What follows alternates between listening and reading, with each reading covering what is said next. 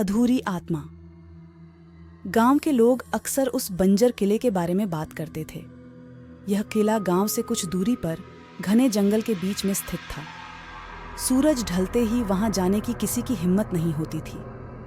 कहते हैं वहां एक अधूरी आत्मा भटकती है जो अपने अधूरे काम पूरे करने के लिए जीवित लोगों की तलाश में रहती है। रवि एक उत्साही युवक था। उसने इन कहानियों को कई बार सुना था, लेकिन उसे इन सब पर विश्वास नहीं था। उसे डर जैसी चीजों पर विश्वास नहीं था। एक दिन उसने तय किया कि वह खुद जाकर उस किले का रहस्य सुलझाएगा। रवि ने अपने दोस्तों से इस बारे में चर्चा की, लेकिन सभी ने उसे मना कर दिया। किसी को भी वहां जाने की हिम्मत नहीं थी, लेकिन रवि ने अपनी जिद नहीं छोड़ी। उसने एक रात किले में अकेले जाने का फैसला किया। उस रात चांदनी भी कुछ ज्यादा ही डरावनी लग रही थी।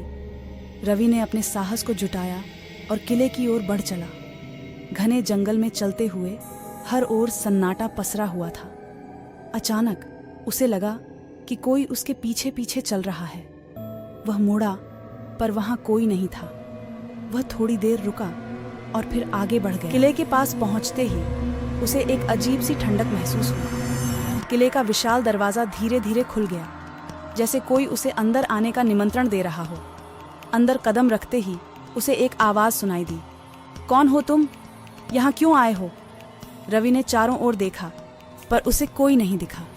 उसने जवाब दिया, मैं रवि हूँ और मैं यह जानने आया हूँ कि यहाँ क्या होता है। रवि ने चारों ओर देखा, पर उसे कोई नहीं दिखा।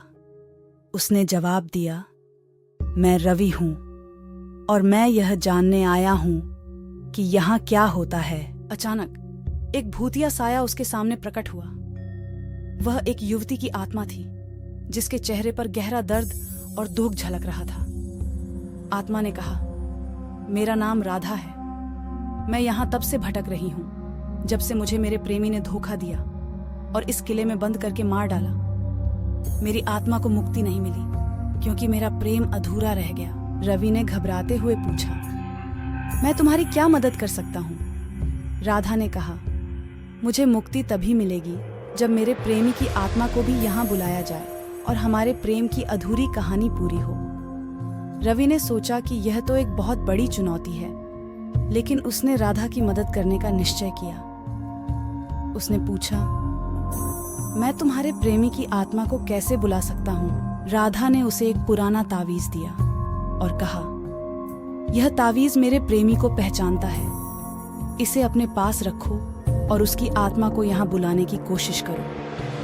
रवि ने तावीज को अपने गले में पहन लिया और किले से बाहर निकल आया। अब उसकी नई यात्रा शुरू हो चुकी थी, राधा के प्रेमी की आत्मा को खोजने की यात्रा। कुछ दिनों की तलाश के बाद रवि को पता चला कि राधा का प्रेमी सुरेश था, जिसकी आत्मा अब भी उसी जंगल में भटक रही थी। एक रात रवि तावीज को लेकर उस जंगल में गया और सुरेश की आत्मा को पुकारा। अचानक एक ठंडी हवा चली और सुरेश की आत्मा रवि के सामने प्रकट हो गई। सुरेश की आत्मा ने गुस्से में कहा, तुम कौन हो? मुझे क्यों बुलाया है? रवि ने साहस जुटाकर कहा, मैं रवि हूँ। राधा ने मुझे तुम्हें बुलाने के लिए भेजा है। उसकी आत्मा को मुक्ति चाहिए और वह तभी संभव है जब तुम उसकी मदद करोगे। सुरेश की आंखों में दर्द और पश्चाताप था। उसने कहा, मैं जानता हूं कि मैंने राधा के साथ अन्याय किया। मैं उसे छोड़कर चला गया था और अब मेरी आत्मा भी इस जंगल में भटक रही है। मैं उसकी मदद करना चाहता हूं। रवि और सुरेश की आत्मा ने किले की ओर प्रस्थान किया। किले के पास पहुंचते ही राधा की आत्मा फिर से प्रकट हुई। उसने सुरेश की आत्मा को देखा और उसकी आंखों में आंसू आ गए।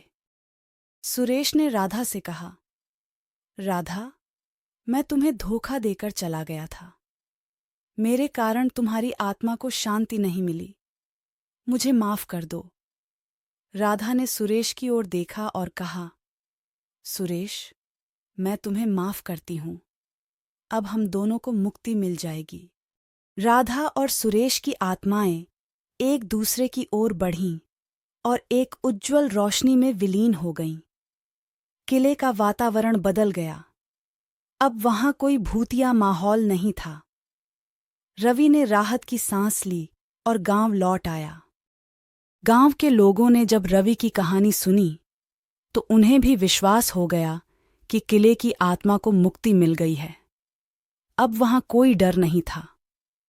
रवि ने अपने साहस और धैर्य से न केवल राधा और सुरेश की आत्माओं को मुक्ति दिलाई, बल्कि गांव वालों के दिलों से भी डर निकाल दिया।